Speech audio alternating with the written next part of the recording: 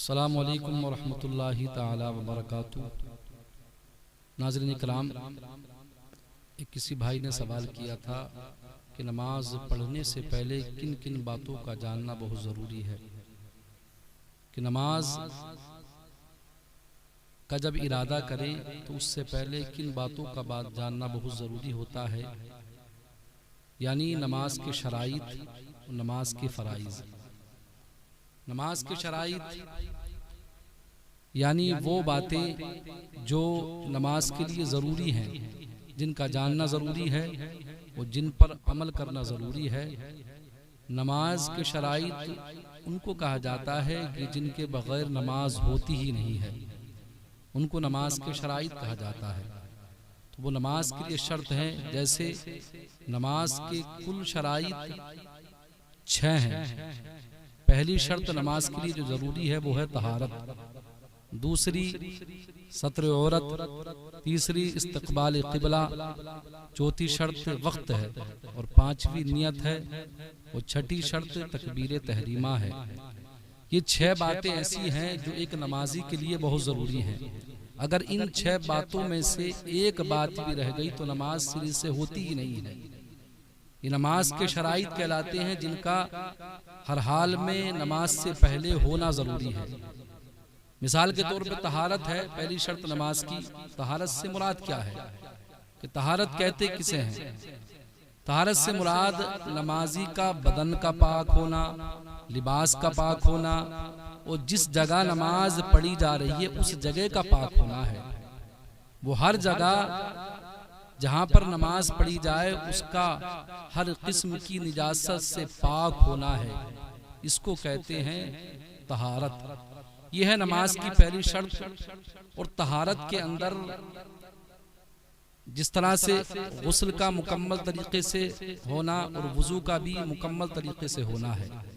अगर गुस्ल के अंदर अगर ज़र्रा बराबर भी कमी आई तो नमाज सिरे से होगी नहीं।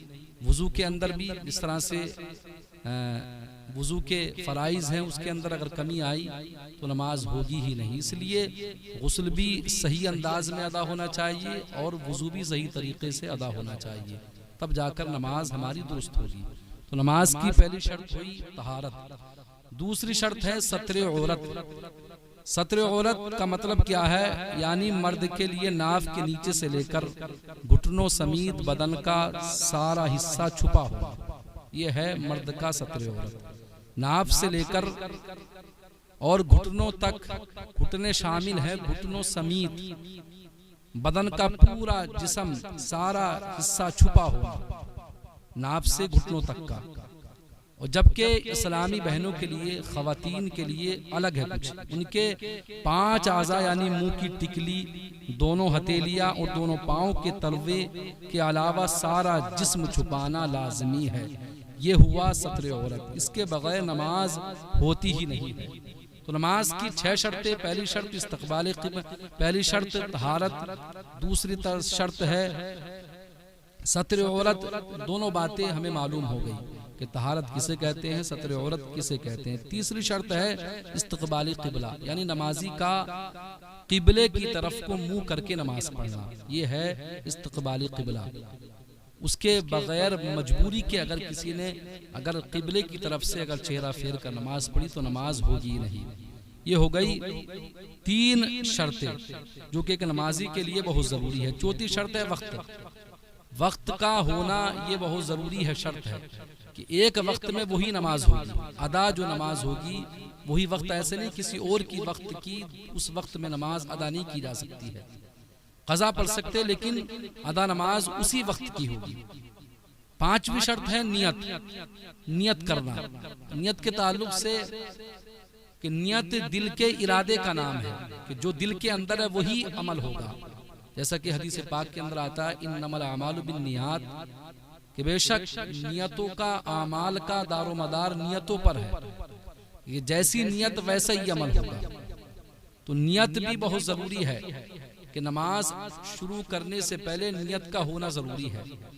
अब नियत आया कि ज़बान से कहना चाहिए दिल में, तो नियत दिल के इरादे का नाम है।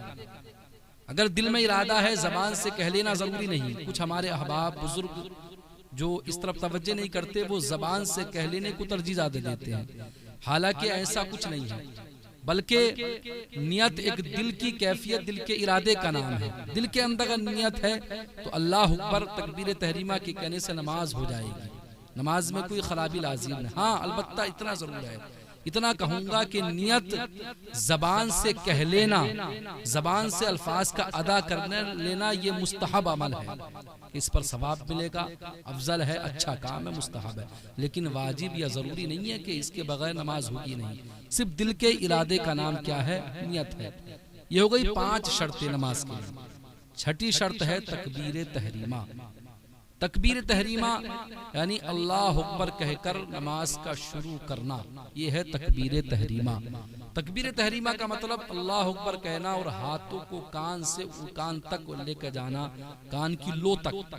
तो कान की लो तक हाथों का ले जाना ये तकबीर तहरीमा में तो शामिल है, लेकिन वाजिबात में से नहीं, जरूरियात में से नहीं। कि अगर कोई खाली जबान से अल्लाह अकबर कहकर अगर नियत बांध ले, हाथ बांध ले, नमाज उसकी हो जाएगी, क्योंकि तकबीर तहरीमा के लिए हाथ उठाना सुन्नत है, वाजिब नहीं है।